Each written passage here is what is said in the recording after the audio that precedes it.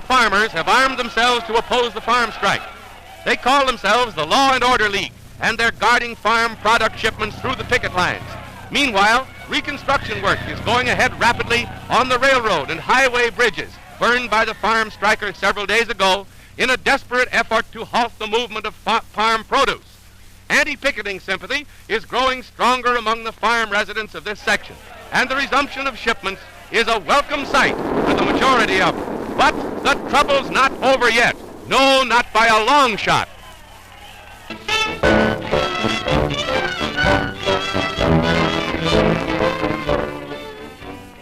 Representatives of every Indian tribe in the state of Oaxaca are here today to honor President Abelardo Rodriguez and his wife.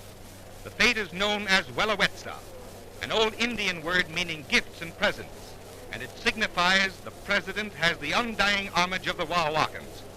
After tribal beauties have laid gifts before the honored guests, ancient ritual dances are performed by the various groups. These Quilapam dancers from the valley of Oaxaca are going through a ritual that was old even before the Spaniards came.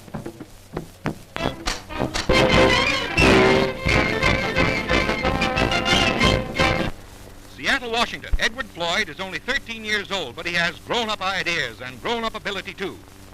This is a real automobile with a half-horsepower motor, which he made himself from odds and ends at a cost of $13. And note the ultra-modern design with engine in the rear. Edward carries a paper route and does it at 8 miles an hour on a pint of gas a day. Now, how's that for enterprise? He'll make a name for himself someday. Boys, sell your papers. Kansas City, Missouri. Here's a real philanthropist. Louis Cumnow, a clothing merchant, is giving away 500 overcoats from his stock to unemployed men of the city. And what a break it is for these poor fellows, with cold weather adding to their miseries. Of course, it's not exactly like being measured to order, but in these days and times, a coat is a coat. Ooh la la, so it's come to this, eh?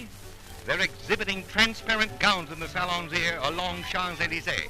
And what a kick it is for the boulevardiers. They may be wearing their dresses longer here in Paris, but they certainly don't run to colors. It's just about the last word in visibility. But don't be perturbed. This is only a lingerie show. You're not supposed to pay any attention to the gowns. Anyone can see through that.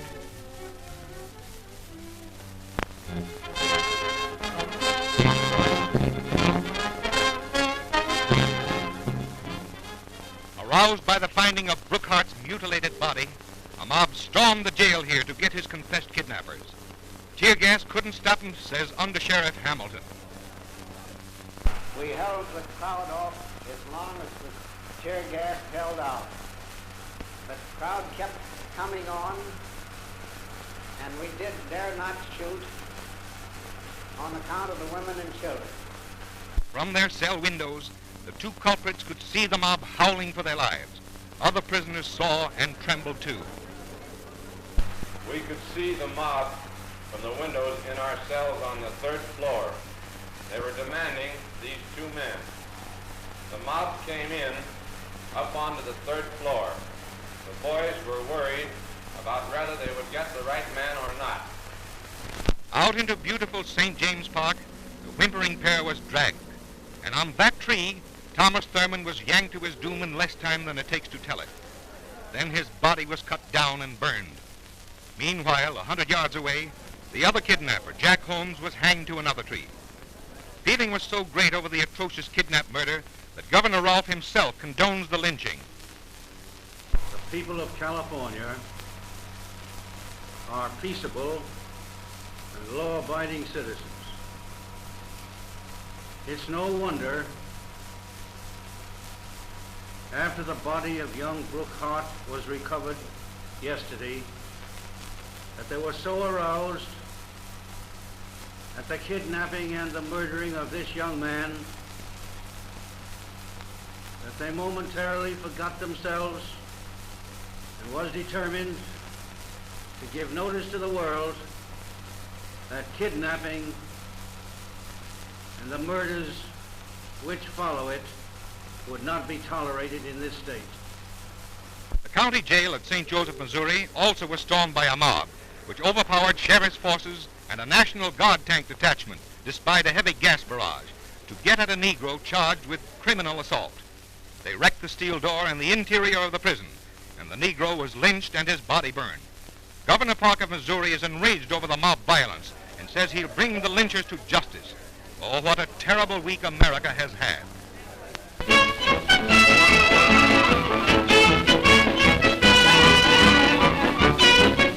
President Masaryk of Czechoslovakia, accompanied by his Minister of War and various army generals, today is leading a triumphant procession through the streets of Prague to commemorate the 15th anniversary of the founding of the Czechoslovakian Republic. It's the big day of the year in Prague, and the Army's putting on an impressive demonstration. These new armored cars are being shown for the first time for the crowd's benefit. The Czechoslovakian Army is modern in every detail, with first-rate field artillery and battalion after battalion of well-trained and well-equipped infantry. The little Czechoslovakian Republic means to maintain its integrity despite Europe's present war scare.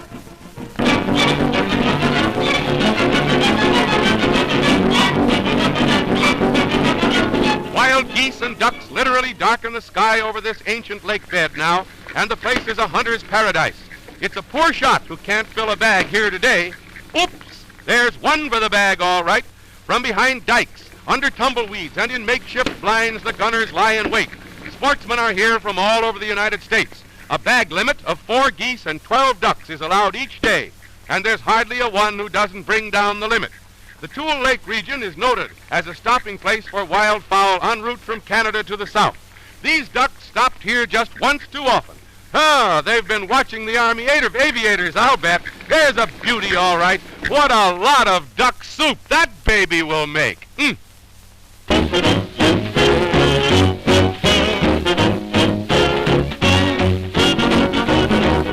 struck gold on the Titus farm here, not many miles from Cincinnati.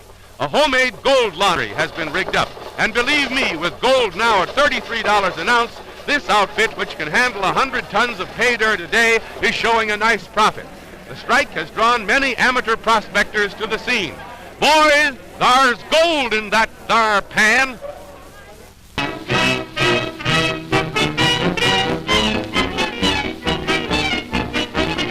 The Berengaria is bringing in Maxim M. Litvinov, Soviet Commissar of Foreign Affairs. I am looking forward to the great pleasure and honor of making the acquaintance of your illustrious president, who is giving yet another proof of his wisdom and broad views by taking the initiative and addressing Mr. Kalinin. I shall also be extremely glad to renew my acquaintance with your Secretary of State, Mr. Cordell Hull, whom I had the great pleasure of meeting at the London International Conference.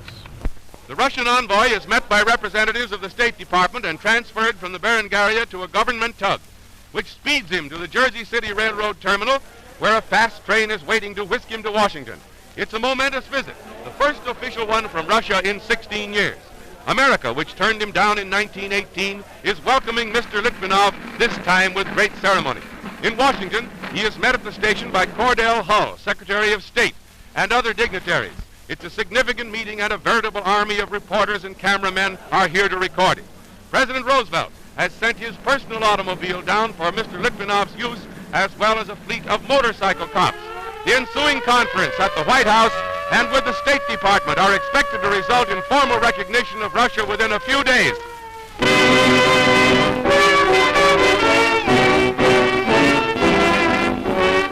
The Republic of China is holding its first national athletic meet here today, and although they have modern races and other events, it's the old-time sports of the Chinese people that prove most popular. The fame of Chinese archers goes back thousands of years. There's a record crowd out, including many Chinese flappers, to see the archers bend a mean bow. Keep your eye on the target. Watch it now. Smacko, a bullseye. One of the ancient games that takes the crowd is the pastime known as kicking the shuttlecock. If you don't think it takes skill to do that, just try it with the baby's ball.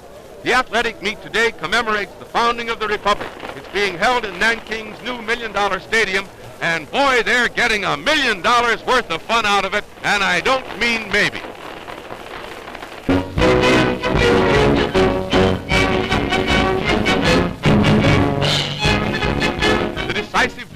36th state against prohibition is happy news for the grain raisers of the United States and for many others throughout the land. With an eye on December 5th, work is being rushed in distilleries and bottling works.